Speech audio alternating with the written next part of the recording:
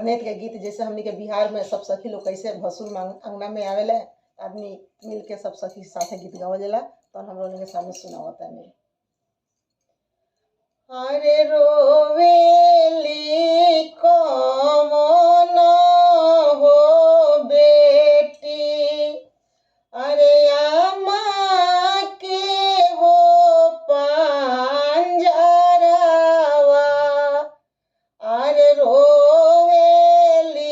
दुलारी हो बेटी,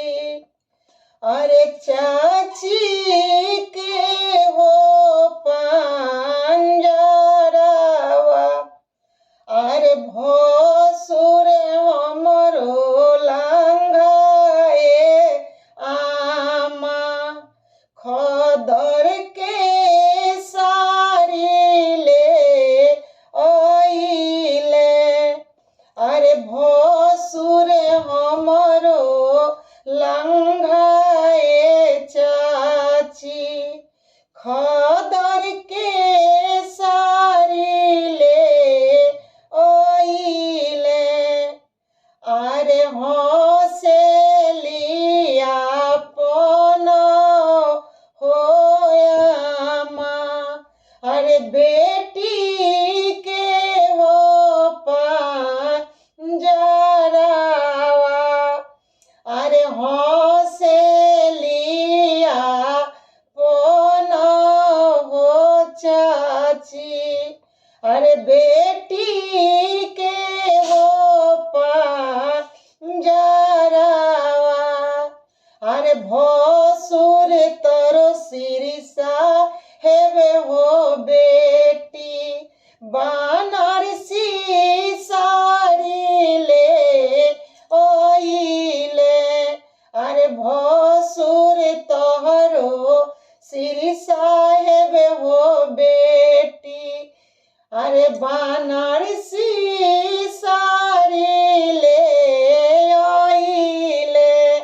अरे रोवेली दुलारी हो बेटी, अरे भाभी के हो पंजरवा, अरे भसुर हमरो लंघाए भाभी, खदर के